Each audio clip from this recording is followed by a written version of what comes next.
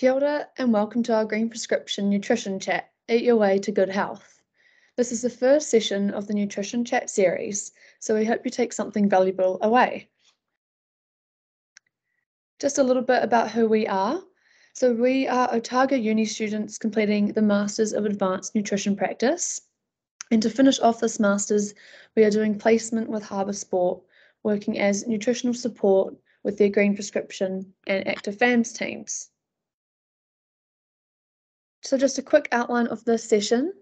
So we'll cover the 3 macronutrients, the 4 food groups, our 5 top tips for eating healthy, and a quick quiz at the end to test your learning. So before we dive into the session, we thought we'd address your why. Each of us may have different reasons as to why we wish to eat healthy.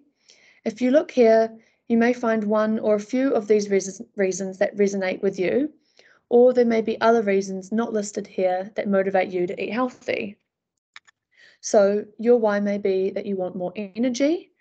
Do you want more energy to keep up with daily tasks such as carrying the groceries inside, as well as being able to play with your grandchildren or children? Perhaps you're after a better mood, a healthy gut, or reduced levels of cholesterol and blood pressure to reduce your risk of heart disease, type 2 diabetes, and some cancers. So perhaps you are more motivated to eat healthy so that you can spend more time with your friends and whānau. The last point there that we have is to maintain a healthy weight as well.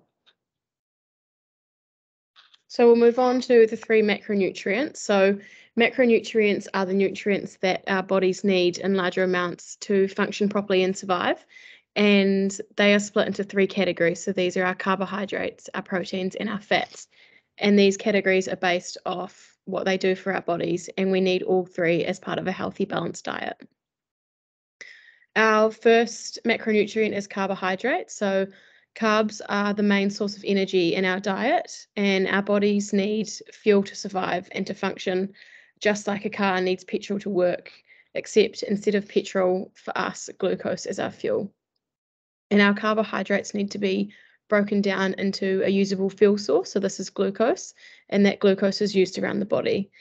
And this is why carbohydrates are so important for us. They keep us full of energy.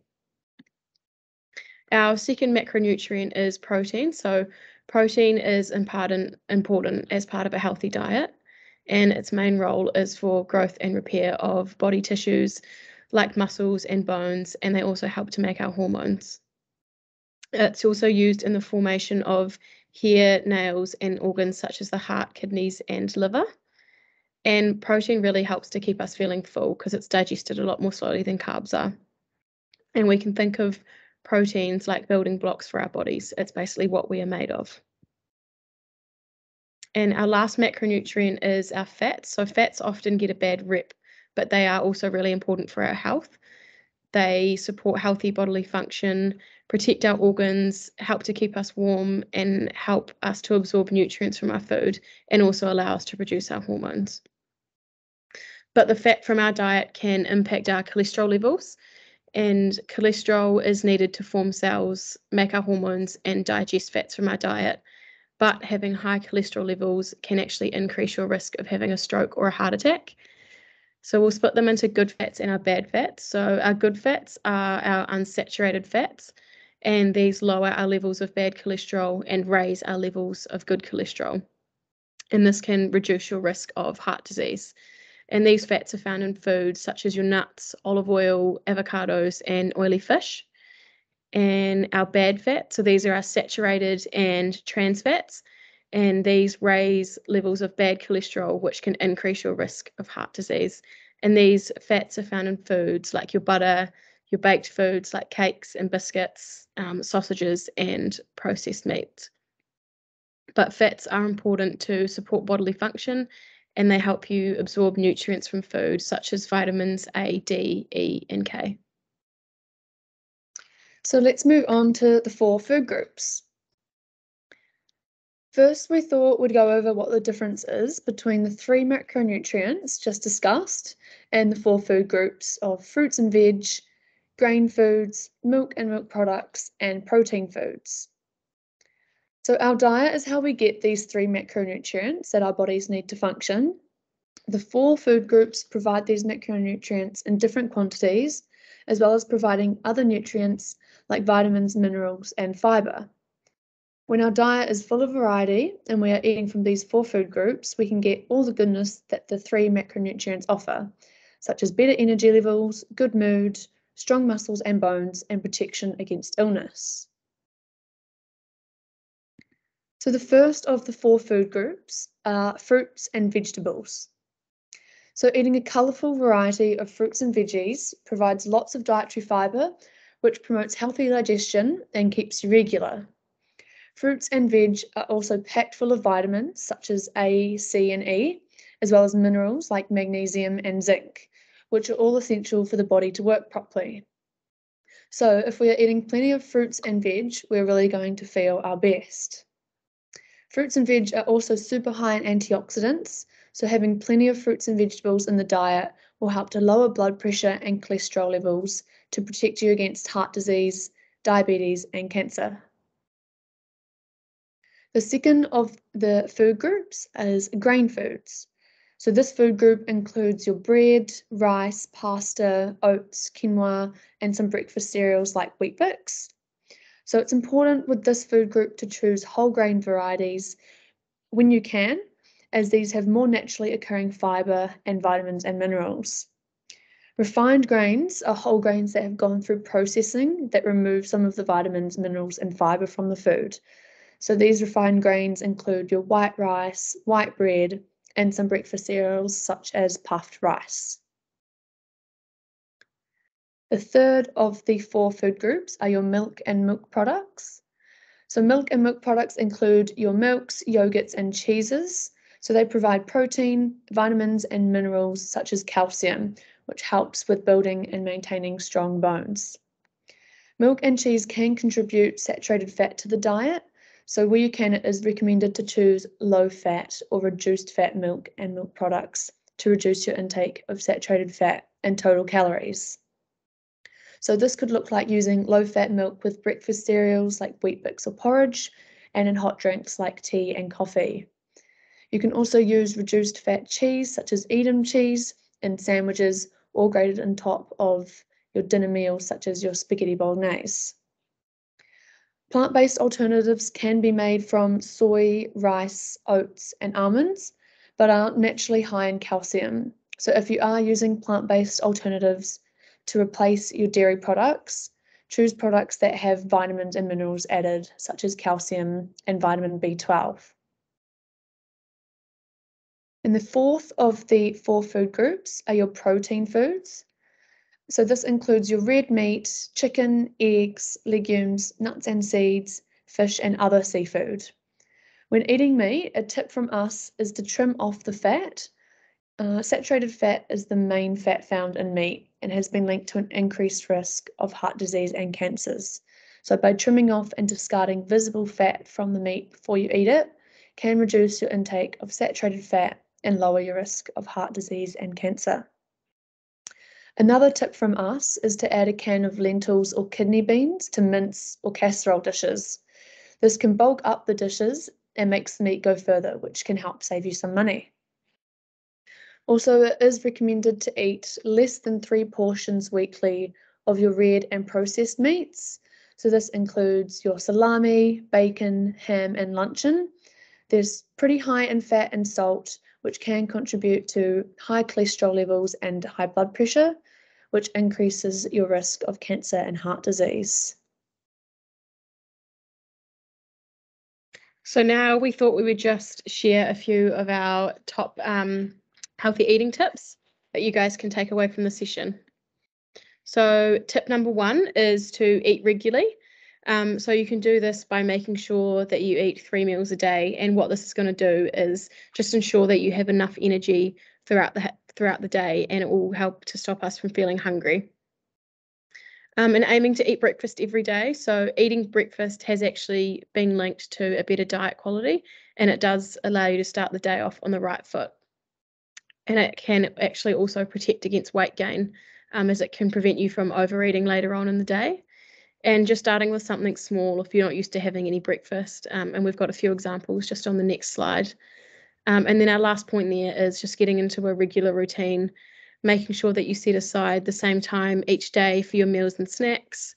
And it can also help to stick your new habit to an old habit. So, for example, making breakfast while you're waiting for the jug to boil. And also just eating regularly does allow us to have plenty of variety in our diet, which means you can get all the goodness you need to keep you from going throughout the day, and you can do all the things that you want to do.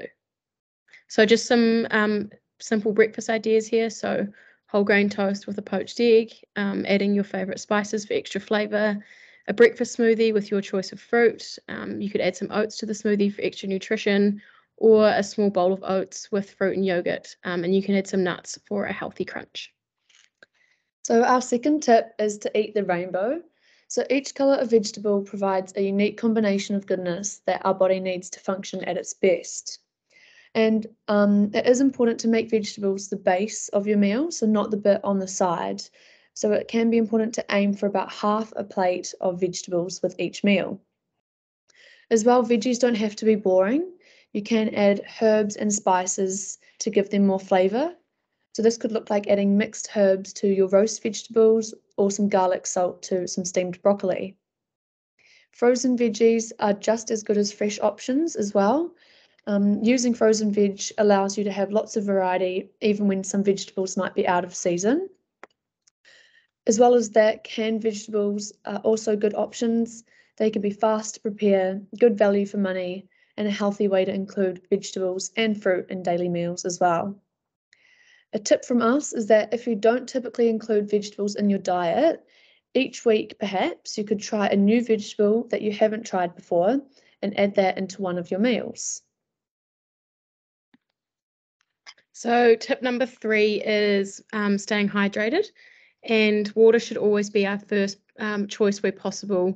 And we want to make sure we're trying to limit our intake of fizzy drinks and juices, as they do have a high sugar content, and they basically just provide us with empty calories that are not going to fuel us.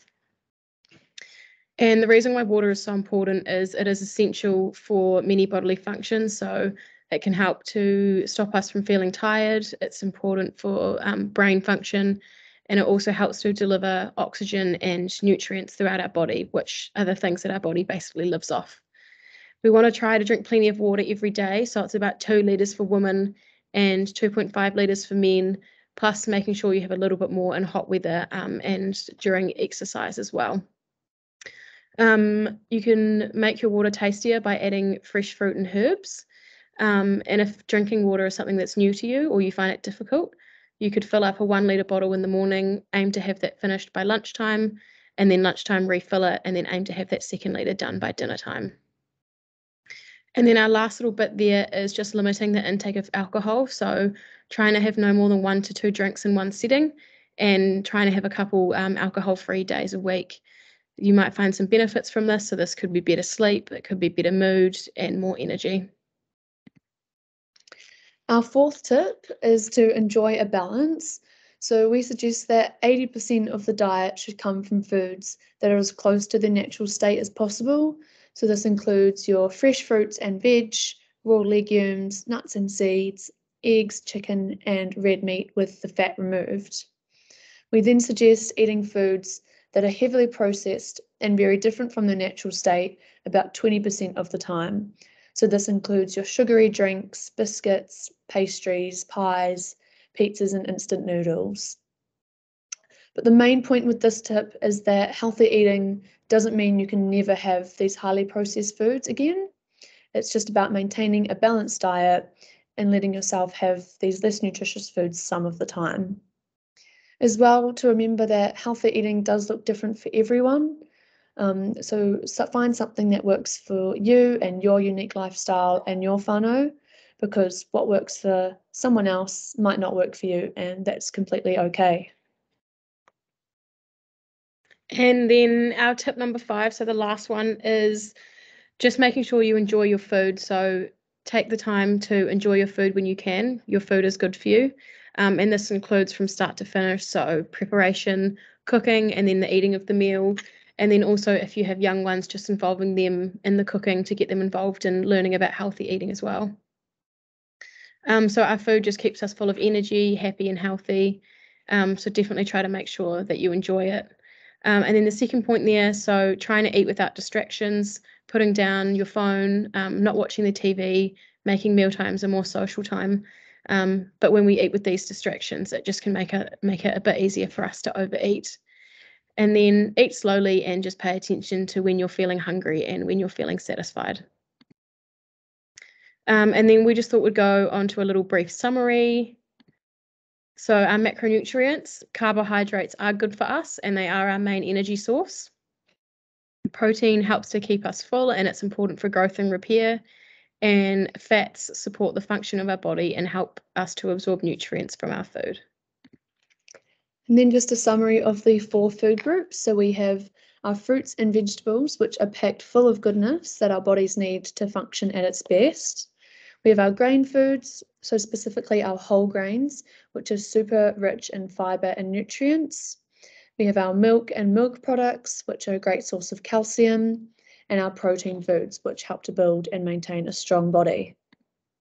And then the top tips that we've gone over. So number 1, eat regularly and aim for breakfast every day where possible. Number 2, make vegetables the hero of your plate. Number 3, stay hydrated by choosing mostly water.